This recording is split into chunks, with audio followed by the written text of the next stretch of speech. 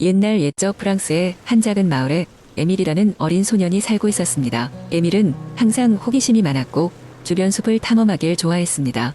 그러던 어느 날 그는 마을 바깥에 오래된 성을 발견하게 되었습니다. 성은 오랫동안 비어 있었고 주민들은 그곳이 저주받은 곳이라고 믿고 있었습니다.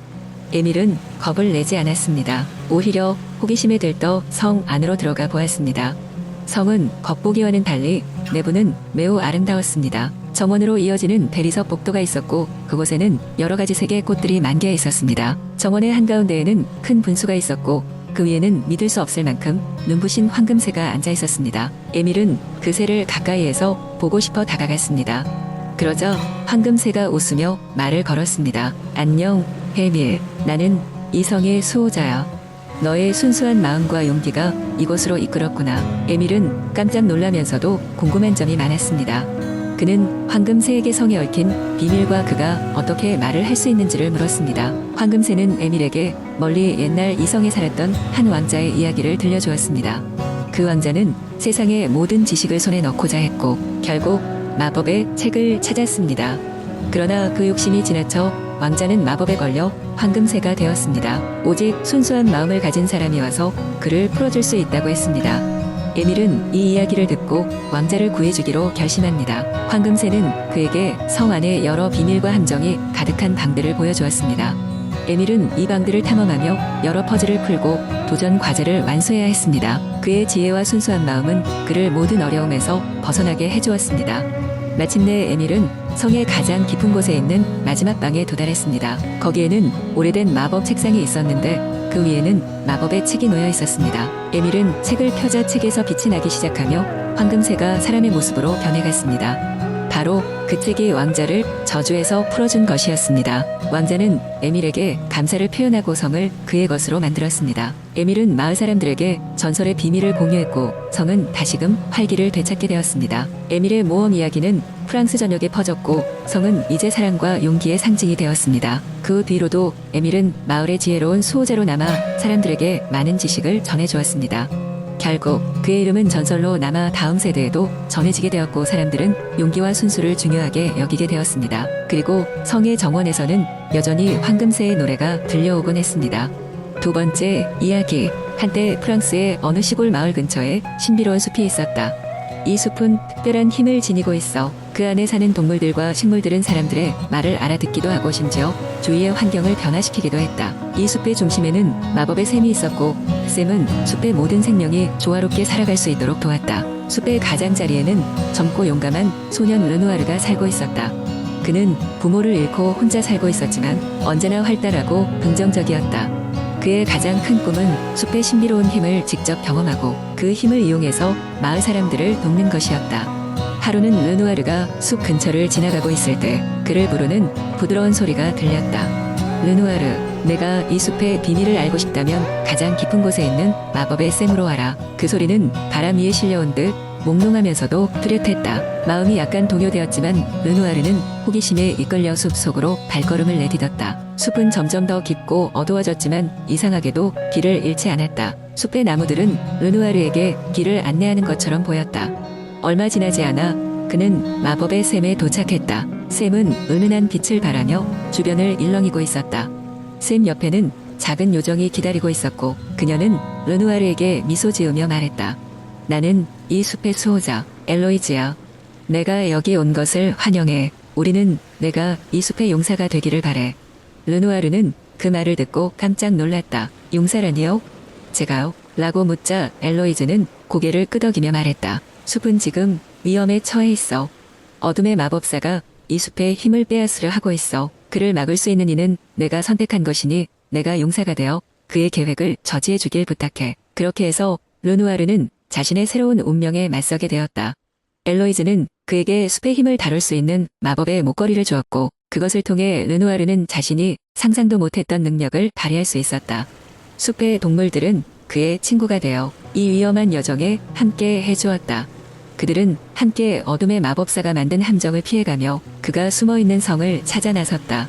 마법사의 성은 숲의 가장 깊은 곳, 커다란 검은 바위산에 자리 잡고 있었다. 이곳에서 마법사는 숲의 힘을 자신에게 흡수하려고 하고 있었다. 르누아르와 그의 친구들은 용기를 내어 성으로 들어갔다. 그곳은 온통 어두운 그림자로 가득했고 마법사의 수하들이 지키고 있었다. 하지만 르누아르는 두려움보다 자신의 신념을 앞세워 나아갔다. 마침내 그들은 마법사의 방에 도착했다. 어둠의 마법사는 르누아르를 보며 비웃었다. 너 같은 소년이 나를 막을 수 있을 것이라 생각하나? 그러나 르누아르는 그의 조롱에도 불구하고 숲의 힘을 이용해 그와 맞서 싸웠다. 마법의 목걸이는 따뜻한 빛을 발하며 마법사의 어둠을 하나씩 걷어냈다. 최후의 순간 르누아르는 모든 힘을 모아 마법사의 마법을 무력화시키고 그를 물리치는데 성공했다. 마법사는 그 자리에서 사라지고 숲은 다시 평화를 되찾았다. 엘로이즈와 숲의 동물들은 르누아르를 진정한 용사로 받아들이며 그의 용기와 결단력에 감사를 표했다. 숲을 구한 후 르누아르는 마을로 돌아갔다. 그의 이야기는 마을 사람들에게 전해져 모두가 그의 영웅적 행동에 감탄했다. 그리고 르누아르는 마을과 숲을 연결하는 다리가 되어 사람들이 자연과 조화를 이루며 살아가도록 도왔다. 이렇게 해서 르누아르의 용기와 지혜는 오랫동안 전설로 남게 되었다. 세 번째 이야기. 옛날 옛적 프랑스의 한 작은 마을 근처에는 넓고 푸른 숲이 펼쳐져 있었습니다. 이 숲에는 다양한 동물들이 살고 있었지만 그 중에서도 세 마리의 지혜롭고 용감한 여우들이 가장 잘 알려져 있었습니다. 이 여우들은 서로 절친한 친구로 그들의 이름은 레옹, 마르셀, 그리고 샤를이었습니다. 레옹은 숲의 북쪽 구역을 책임지고 있었고 마르셀은 남쪽을, 샤를은 동쪽을 담당하였습니다. 그들은 숲속 모든 동물들의 평화를 유지하기 위해서 매일 아침마다 모여 그날의 계획을 상의하곤 했습니다. 이런 협력 덕에 숲은 방문객들에게도 인기 있는 장소가 되었습니다. 그러던 어느 날 숲속에 낯선 불청객이 등장하였습니다. 사나운 늑대가 이웃 숲에서 이주해 온 것입니다. 늑대는 힘이 세고 무서웠기 때문에 많은 동물들이 두려움에 떨었고 숲의 평화가 위협받기 시작했습니다. 숲의 동물들은 삼삼오오 모여 여우들에게 도움을 요청했습니다. 레옹은 침착하게 계획을 짰습니다. 우리는 이 상황을 현명하게 대처해야 해.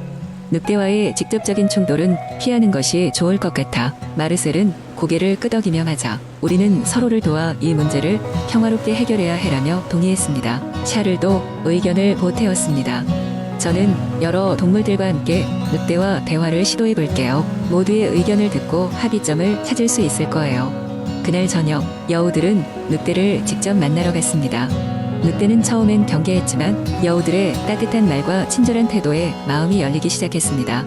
샤를은 늑대에게 숲의 규칙과 그들이 평화롭게 지내온 이야기를 들려주었습니다. 나도 그저 안전하고 편안한 곳을 찾고 싶었을 뿐이야 라고 늑대가 말하자 마르셀은 안도하며 이렇게 제안했습니다. 그렇다면 우리와 함께 이 숲의 규칙을 따르고 함께 평화를 유지하는 것이 어떨까요? 이곳의 삶은 그렇게 나쁘지 않아요. 늑대는 이에 동의했고 그날부터 여우들과 늑대는 사이좋게 지내기 시작했습니다. 시간이 흐르면서 늑대는 숲에 적응했고 자신도 여러 동물들에게 도움을 주면서 숲의 일원으로 점점 자리 잡아갔습니다. 레옹, 마르셀, 그리고 샤를 덕분에 숲은 다시 평화와 안정을 찾았고 모든 동물들은 그들에게 감사했습니다. 전설에 따르면 이 여우들은 지금도 여전히 프랑스의 숲을 돌아다니며 지혜로운 방법으로 동물들 사이에 평화를 유지하고 있다고 합니다. 그들의 이야기와 행동은 오랫동안 사람들과 동물들에게 전해져 내려왔고 서로에 대한 신뢰와 협력의 중요성을 깨닫게 해주었습니다. 네 번째, 이야기. 옛날 옛적 프랑스의 울창한 숲속 깊은 곳에는 신비로운 하얀 사슴이 살고 있었다. 이 사슴은 단순한 동물이 아니었다. 전설에 따르면 하얀 사슴은 숲의 수호신이었고 그의 모습을 본 자는 특별한 축복을 받는다고 했다. 작은 마을 생트마리에는 젊은 사냥꾼 이름이 피에르가 있었다. 피에르는 그의 뛰어난 사냥 기술로 유명했지만 그의 마음속에는 늘 알 수 없는 공허함이 자리 잡고 있었다. 그는 숲의 전설을 듣고 하얀 사슴의 비밀을 풀고자 결심했다. 어느 날 피에르는 자신의 개와 함께 숲으로 들어갔다. 숲은 짙은 안개로 뒤덮여 있었고 낮인데도 불구하고 매우 어두웠다. 하지만 피에르는 결코 두려워하지 않았다. 그는 사슴을 찾아 긴 여정을 떠났다. 며칠 동안 사냥에 실패하며 숲을 헤매던 피에르는 마침내 작은 연못가에 도착했다. 연못가에서 그는 아름다운 하얀 사슴을 발견했다. 사슴은 피에르를 쳐다보았고 그 눈에는 알 수 없는 지혜와 비밀이 가득했다. 사슴은 마치 피에르가 다가오기를 기다린 것처럼 보였다. 피에르는 무기 대신 그의 마음속에 의문을 들고 사슴에게 다가갔다. 사슴은 놀랍게도 말을 하기 시작했다. 나는 이 숲의 수호신이다. 오랜 세월 동안 나는 나를 찾는 이를 기다려왔다. 내가 원하는 것은 무엇이냐? 피에르는 잠시 망설이다가 마음속에 질문을 꺼냈다. 나는 왜 늘 이렇게 공허한 기분이 드는 걸까요? 내가 진정으로 원하는 것은 무엇일까요? 사슴은 미소를 지으며 말했다. 진정으로 찾고자 하는 것은 너의 내면에 있다. 그 답은 다른 무엇이 아닌 바로 사랑과 연결의 힘이다. 너는 이미 충분하며 내가 사랑을 베풀고 받을 때 공허함은 사라질 것이다. 피에르는 사슴의 말을 듣고 생각에 잠겼다. 집으로 돌아온 피에르는 이전과는 다르게 사람들과의 관계를 소중히 여기기 시작했다. 그의 마음속의 공허함은 점차 채워졌고 그는 자신이 숲에서 배운 것을 마을 사람들과 나누며 그들을 도왔다. 전설 속 하얀 사슴의 비밀은 그렇게 그의 마음속에 깊숙이 새겨져 피에르를 변화시켰고 그의 삶은 전보다 풍요로워졌다. 그리고 피에르가 전해준 이야기는 세대를 넘어 마을 사람들에게 전해지며 하얀 사슴은 다시금 사람들의 마음속에 신비와 지혜를 전하게 되었다.